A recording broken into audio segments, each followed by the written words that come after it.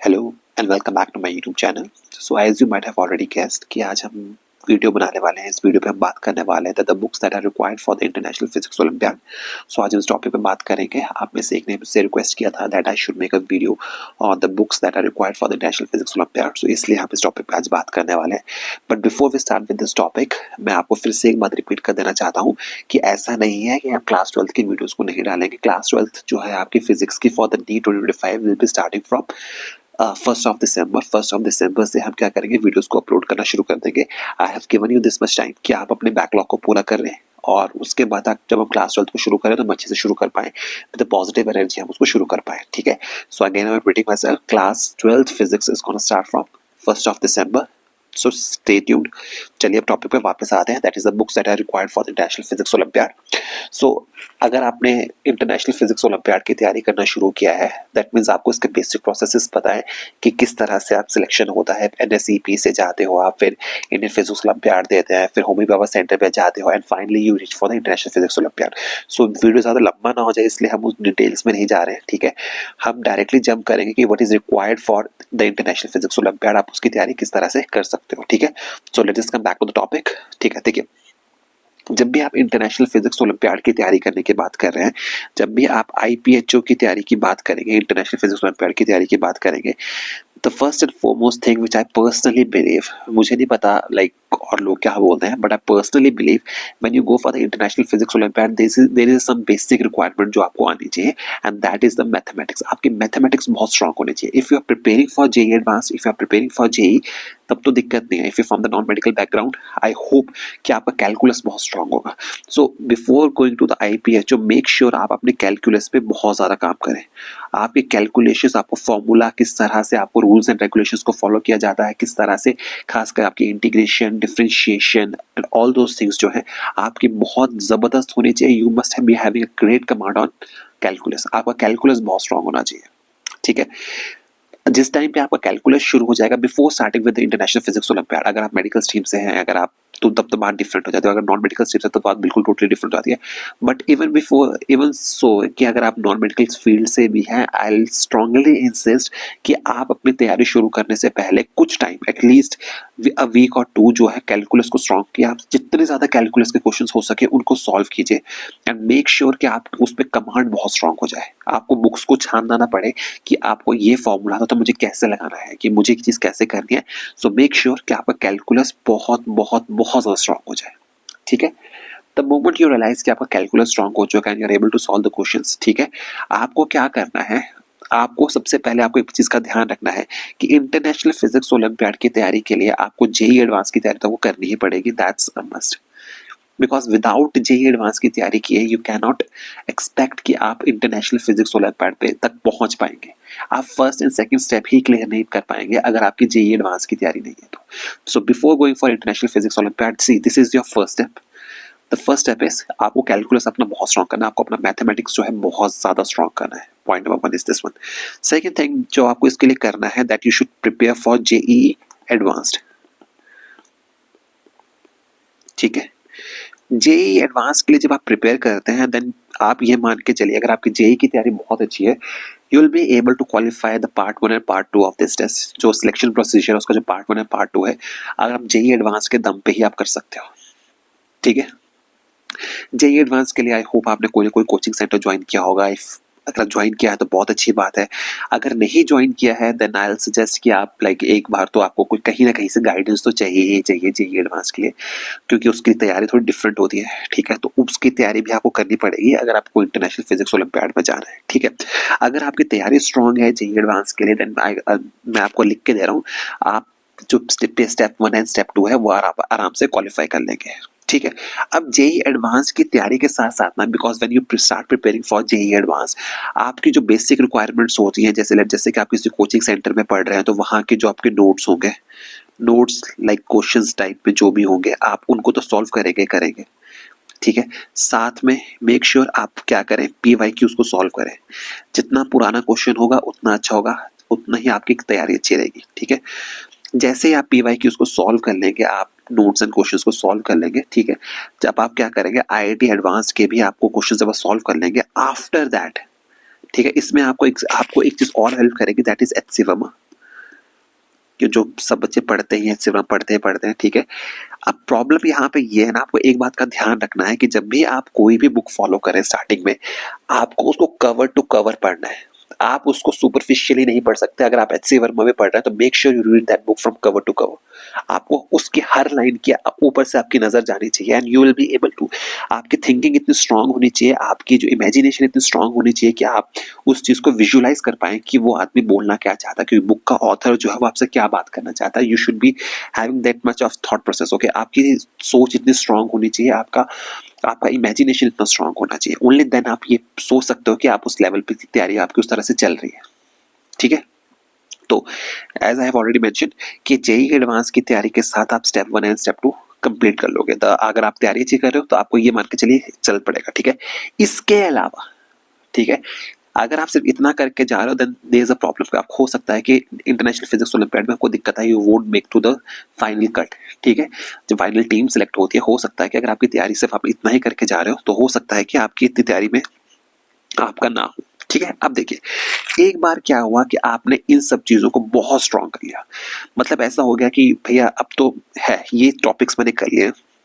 The moment आपने ये चीज कवर कर ली, उसके बाद आपको क्या करना है, you have to go with different books. अब आपको थोड़ा डिफरेंट बुक्स को स्टडी करना है। उस बुक्स को स्टडी करने के लिए पहली चीज तो है नोट्स एंड क्वेश्चंस, आपके जो भी इंस्टीट्यूट्स में आप कर रहे हो वो आपको करने हैं। Then go with PYQs and HC Verma जो आप करते हैं। इनके अलावा जो बुक्स आपको चाहिए एडवांस में भी हेल्प करेंगी, दोज बुक्स आर, जो मैंने आपको लिखी है, मैंने शायद फोटो पे लिखाई होगी, हाँ वो बुक्स हैं आपके लिए।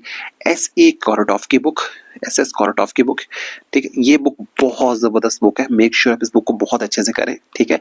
And general physics for I Irodov, ये बुक्स तो आपको करनी ही पड़ेंगी, आपके पास कोई वे आउट नहीं है। The moment you start preparing for JEE, JEE mains और जेई एडवांस, जेई मेंस तो चलिए आपका हो जाता है, बट जेई एडवांस के लिए तो भी आपको ये बुक्स पढ़नी ही पड़ेगी, ठीक है। अब देखिए, मुझे नहीं पता लाइक लोग क्या कहते हैं, but there is a trick कि आप इन बुक्स को सॉल्व कैसे करेंगे, आपको इन बुक्स को पढ़ना कैसे है, ठीक है।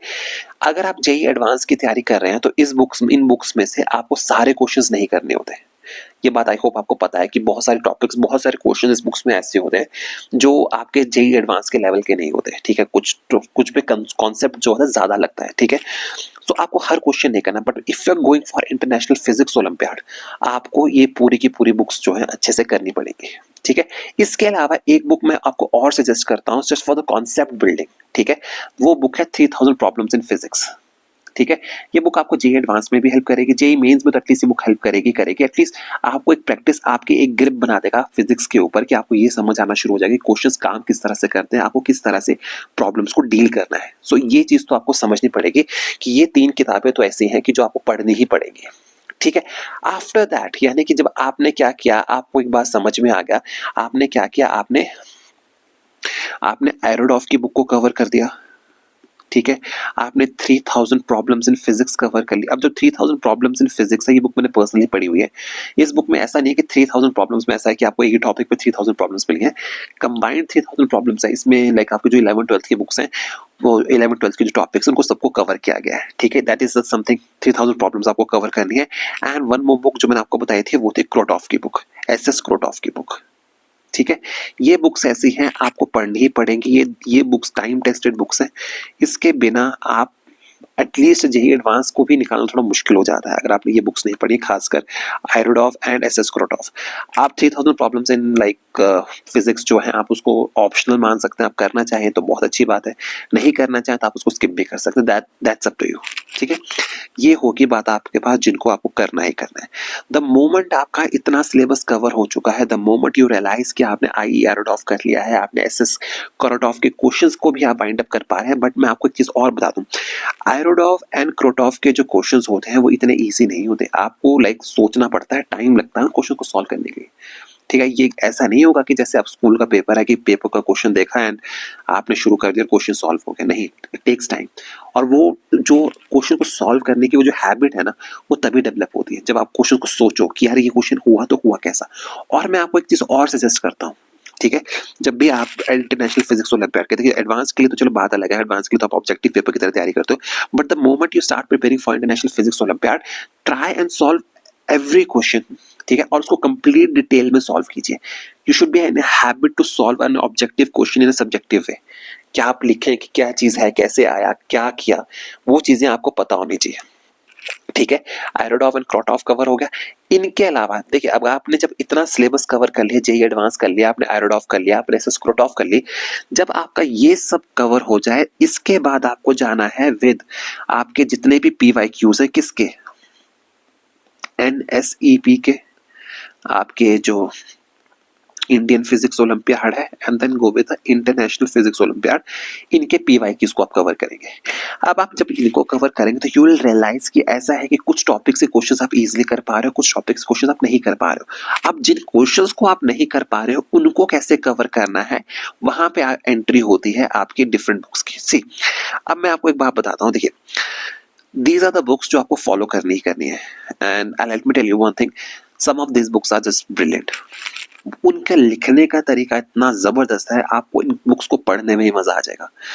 One of this books is David Morin's classical mechanics, one of the most beautifully written book. अब मैं आपको बता रहा हूँ, इस बुक की जो लैंग्वेज है, आई डोंट नो, आपको मतलब जब आपको फर्स्ट टाइम पढ़ोगे तो हो सकता है you might face some kind of problems, okay, but ये बहुत जबरदस्त बुक लिखी गई है, ठीक है। ये बुक लाइक इसको पढ़ने में एक अलग ही मजा आता है, ठीक है। सो ये बुक तो मैं आपको हाईली रिकमेंड करूंगा कि आप इस बुक को तो पढ़े अपनी तैयारी के लिए। आफ्टर दैट, आफ्टर जैसे आप इलेक्ट्रोस्टैटिक्स बुक कर लेते हैं, then go with David J Griffith. ये बुक भी like one of the most beautiful books. I mean like ये बुक को पढ़ना अपने आप में ही एक लाइक आपको फीलिंग आएगी, the way David J Griffith tries to communicate with you. आपको ऐसा लगेगा कि आप डेविड जे ग्रिफिथ की क्लास में बैठे हैं। वो जिस तरह से आपसे बात करता है, जिस तरह से आपको वो कॉन्सेप्ट्स को समझाता है, वो अपनी बुक में जो उन्होंने जिस तरह से किताब लिखी गई है, वो आपको ऐसा फील होगा कि वो आदमी आपसे बात कर रहा है। और ये बुक अभी तक की मतलब लाइक इलेक्ट्रोडायनेमिक्स की जो मैंने सबसे बढ़िया किताब पढ़ी है, वो ही यही किताब है, डेविड जे ग्रिफिथ। आपको ये बात रियलाइज करनी पड़ेगी कि इस किताब के बिना भी क्योंकि देखिए, इस किताब में एक ही प्रॉब्लम को डिफरेंट वे में सॉल्व करने का तरीका आपको मिल जाता है, plus the amount of questions that are present in electrodynamics in this book, introduction to electrodynamics, are like mind blowing, ठीक है। प्लस इस बुक के आपको सॉल्यूशंस भी आपको अवेलेबल होते हैं इंटरनेट पे, तो आप वहां से भी इसको निकाल सकते हो, ठीक है। इसके बाद आपको है मॉडर्न फिजिक्स पढ़नी है, तो मॉडर्न फिजिक्स के लिए आई सजेस्ट कि you go with Arthur Beiser books. This is also one of the most beautiful written book. हाँ, जब भी आप इन किताबों को पढ़ेंगे तो मैं आपको एक बात हमेशा बताना पसंद करता हूँ कि आप जब भी इन किताबों को पढ़ते हो, this is my personal opinion, ठीक है, मैं इसमें किसी को ये नहीं बोलूंगा कि आप ऐसा ही कीजिए, but I personally feel like you should never go with Indian adaptations. ये मेरा पर्सनल पॉइंट ऑफ व्यू है। I mean this is what I have found helpful, okay. Indian adaptations जो होती हैं इन बुक्स की, जहाँ पे ये इसी किताब को डिफरेंट वे में लिखते हैं, मुझे उनको मजा नहीं आता, and I never suggest someone to go with Indian adaptations of this book, ठीक है। तो मैं आपको ये तो पहले कहूंगा, ठीक है, ये नहीं करना है आपको, and I personally feel like आपको नहीं करना चाहिए, बिकॉज द वे सी, अगर आप डेविड जे ग्रिफिथ की किताब को पढ़ते हो ना, आपको ऐसा फील होता है यार आप मजा आ रहा है। एंड ये बाकी चीजों जब इंडियन अडैप्टेशंस हो जाती हैं, मतलब वो जब आप लिखते वही हो, आपका लिखने का तरीका बदल जाता है, फिर like I have never found those books helpful, okay. So I will not misguide you, जो मैंने फील किया है मैं आपको वही बता रहा हूँ, ठीक है। ये होगी बात। इसके अलावा मैं आपको ना यहाँ पे एक बुक मैं आपको और बताना भूल गया, जो बुक आपको यहाँ पे एक बुक और फॉलो करनी है, that is Resnik and Halliday. Resnik, Halliday and crane, Resnik, Halliday and crane, ठीक है। ये बुक भी आपको यहाँ फॉलो करनी पड़ेगी, तभी आप आगे एनएससीपी के, आईएनपीक्यू के जो है पीवाईक्यूज को आप सॉल्व कर पाओगे, ठीक है। हो गई बात ये यहाँ पे क्लियर। इसके बाद आपके पास आता है फाइनली, जब आप आगे बढ़ते हो, देखिए ये बुक्स तो आपको जब द मोमेंट आप उन सबको कर लो कि आपकी सारी बुक्स कवर करनी है, ठीक है, इन चीज का आपको ध्यान रखना है। उसके बाद आपको जाना है हैलिडे, रेसनिक एंड क्रेन हो गया, शॉम्स आउट में 3000 प्रॉब्लम्स इन फिजिक्स हो गई। हाँ, देखिए ये सारी बुक्स मैंने आपको बता दी। देखिए जब जैसे आपकी ये सारी बुक्स कवर हो जाएंगी, आप ये मान के चलिए you have covered almost like 70 to 80% of the syllabus. और बाकी का जो सिलेबस होता है वो जब आप होमी बाबा सेंटर पे जाते हो, तो वहाँ पे एक्सपेरिमेंटल जो आपकी नॉलेज चेक की जाती है, एक्सपेरिमेंटल जो जिस तरह से वो डील करते हैं, एंड जो आपका सब्जेक्टिव पेपर होता है, वो चीज़ें वहाँ पे कवर हो जाती हैं। सो ये भी अगर आप करने शुरू करोगे तो इसमें भी आपको बहुत टाइम लगेगा, and I am telling you इसके बिना आपका काम नहीं बनेगा। एंड इस पूरी प्रिपरेशन में अगर मैं आपको बोलूं कि ऐसी कौन सी चीज है, कौन सी ऐसी किताब है या कौन सी ऐसी चीज है जो आपको बहुत ज्यादा हेल्प करेगी, सबसे ज्यादा हेल्प करेगी, वो है आपकी PYQs। चाहे वो आपके जेई एडवांस के हो, चाहे वो आपके इंटरनेशनल फिजिक्स ओलंपियाड के हो, चाहे वो इंडियन फिजिक्स ओलंपियाड के हो, चाहे वो NSEP के हो, आपको PYQs तो करने ही करने हैं, वो आपके लिए गोल्ड माइन है। ठीक है, अब मैं आपको इसमें PYQs करने का तरीका और सजेस्ट करता हूँ जो मुझे हमेशा ऐसे बेनिफिशियल लगा है। क्या कीजिए, आप जब आप PYQs करेंगे ना, एंड जैसे कि आप ये सारी बुक्स को पढ़ चुके हैं, आपने ये सारी बुक्स जो है आपने पढ़ ली है, एंड आपको क्या है कि अब आपको पता है कि ठीक है, अब हम PYQs को करने वाले हैं। सी, अब आपको क्या हुआ कि PYQ करते करते you find some question is very difficult for you, you aren't able to solve that question, कि आप जितना मर्जी टाइम उस पर डिवोट करें, आप उस क्वेश्चन को सॉल्व नहीं कर पा रहे हैं। तो ऐसा नहीं है कि आपको उस पूरी किताब, उस टॉपिक पे पूरी किताब को पढ़ने की जरूरत है।